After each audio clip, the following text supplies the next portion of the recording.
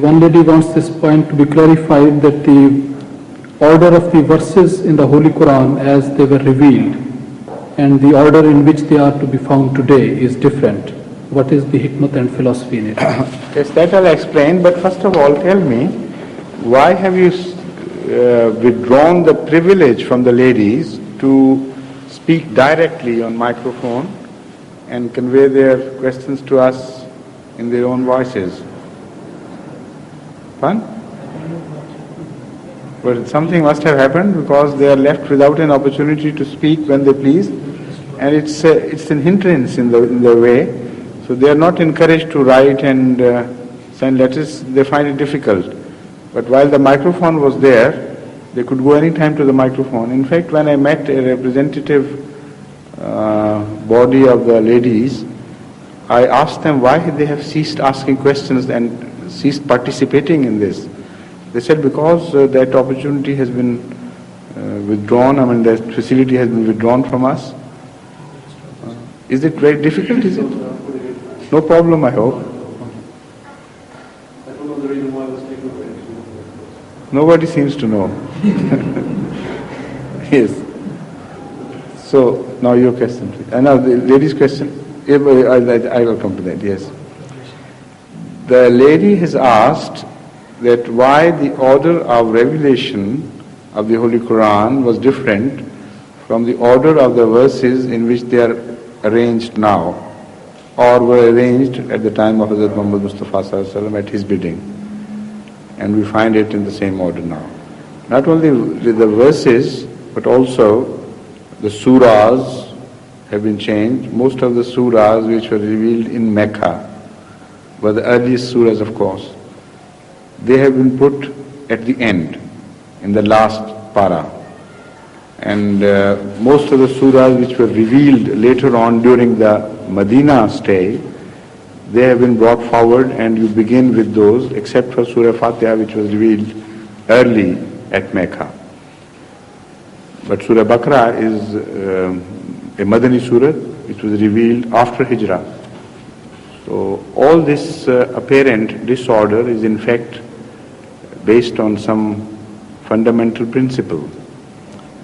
The principle which is laid down by the Holy Quran, and it speaks of it itself, not that I am putting words in the mouth of the Holy Quran, is that whenever an emergency arises or a situation demands some declaration, right at that time the relevant verse is revealed.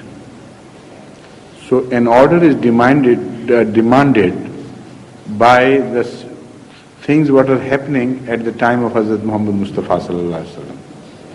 For instance, when Hazrat Sallallahu Alaihi Wasallam was told to give the message of the Quran, of Islam to everybody, the immediate society around him was the society of idolaters. Now, if he had started talking, or Allah had started revealing things concerning the Christians and the Jews and the other religions, it would be apparently irrelevant to the situation. He is declaring a great message from Allah, delivering a great message from Allah, and the society says, you are talking of something which you don't understand. It does not apply to us. So what would be the right way to do things?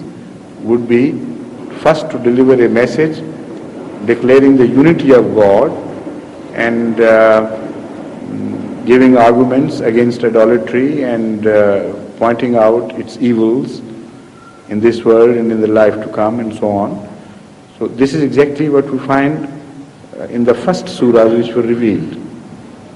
Now when Hazur Akram Sallallahu Alaihi Wasallam went to Mecca, that was a time when Jews and Christians were appropriately addressed because they were found in that vicinity. And this order is exactly according to the demand of the situation. Now, but really speaking, what is much more important is Judaism and Christianity as compared to idolatry, which has no basis. So when order of preferences, if preference would come from the point of view of subject and the lasting value, then those religions should be mentioned first, which have a lasting value and which have a sort of permanency about them, and which have their validity established, and which draw their inspiration from Allah, who is the source of all light. So that should have been the order as far as the preference subject-wise is concerned. So this is why the Holy Quran adopted that preference for all the people to come. I mean, that is one way, but there are so many other factors which have played their part in the order of verses, and it is a strange thing, and this is a miracle of the Holy Quran, that as far as the events of the world which were to take place later on, and the events of the world which took place earlier, as far as that goes, the Holy Quran keeps that order of time. Now, and it does not contradict with previous two orders. For instance, when you recite the Holy Quran, to begin with Alif Lam Mim Zalikal Kitabu La Raiba Fihi, it speaks of Allah and then the prophecy and how it all began, that is the religion took shape on earth. And then the first mention is found of Adam, who was the first. And then religions are declared almost in their order of coming and in their importance, but historically they are taken up. And at the end, when you reach Qul huwallahu ahad, Qul a'udhu birabbil falaq, Qul a'udhu birabbin nas, you find that not only the many isms are mentioned there, which were to create disorder in the future world, but also the communist philosophy is discussed categorically and rejected categorically. And the way they would play havoc with the world, and what seeds of discontent and dissatisfaction they would sow in the minds of the people, and how they will go about it, and capitalism and their war with leftist society, all that has been mentioned in the end surahs. Not only in these three, but read the last chapter, starting from Surah Amma. They're all congested. Things which are predicted about the future, the discovery of atom bomb, how it will punish the wrongdoers of the time. That is also mentioned in this surah. So the earlier surahs do not only speak of idolatry, which was a relevant subject, and reject idolatry, but also in a language which was not understood by that people, speaks of the things to come in the latter days. And as such, they have to be placed there in the end, because that's much more important. A few Meccans, what they believed and what they practiced, has nothing in importance than the entire world of today.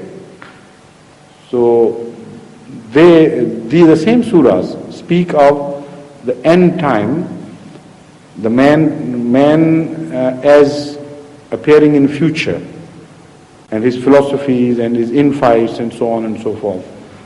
So because that was to happen later on, so they had to be mentioned later on. So the order is chronological, starting from Adam, or the beginning of religion, starting from God and his concept and revelation and things. Then Adam is mentioned, then earlier prophets are mentioned, and how people treated them. So it's a beautiful continuous story of things as they happened. So this order could not be kept.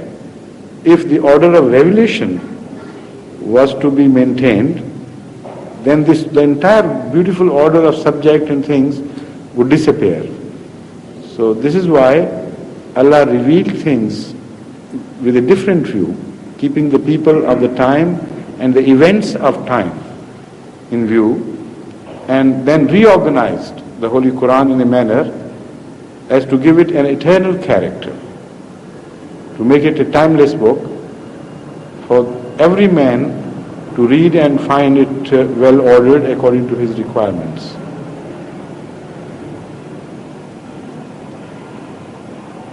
So now this is your turn.